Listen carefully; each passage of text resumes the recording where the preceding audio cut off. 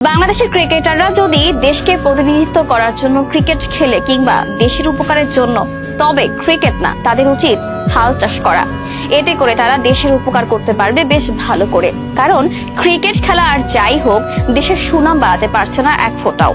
দিনের পর দিন যা করছে খেলার মাঠে, এতে করে বোঝা মুশকিল আসলে কি কারণে বেতন দেয়া হয় তাদেরকে, কেন এত মোটা অঙ্কের অর্থ খরচ করা হয় খেলোয়াড়দের পেছনে। একটি ওয়ানডে ম্যাচ খেললেই একজন খেলোয়াড়ের পকেটে ঢোকে 4 লাখ টাকা করে। কিন্তু তার লাখ টাকা তো দূরের কথা, সিলেটের চা বাগানে যারা চা তোলার কাজ করে সারাদিন পরিশ্রম করে 200 থেকে 250 টাকা পায়, তাদের মতো পারফরমেন্সও ঠিক মতো দিতে পারছে না টাইগাররা। বাংলাদেশ ক্রিকেট খেলছে প্রায় 2 যুগ ধরে। অন্যান্য অনেক বোর্ডের চেয়ে বেশি ধনী বিসিবি খেলোয়াড়দের পেছনে ঢেলে দেন মোটা অঙ্কের অর্থ। তাদের জন্য আছে নানান সুযোগ সুবিধাও।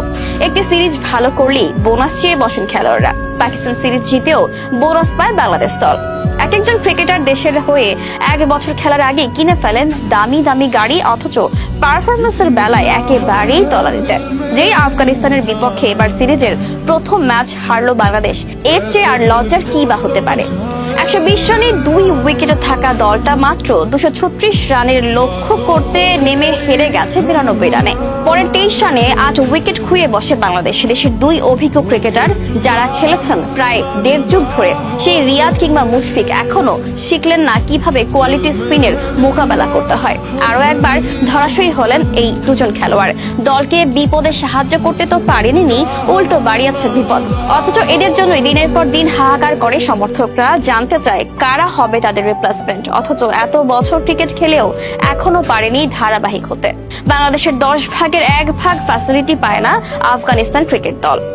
অথচ এর মাঝে তারা বাংলাদেশকে এখন হারায় বলে কয়ে। গত বিশ্বকাপে 2 দলের সামনে সুযোগ ছিল সেমিতে যাওয়ার। বাংলাদেশ না পেরেছে সেমিতে যেতে, না পেরেছে তাদেরকে হারাতে।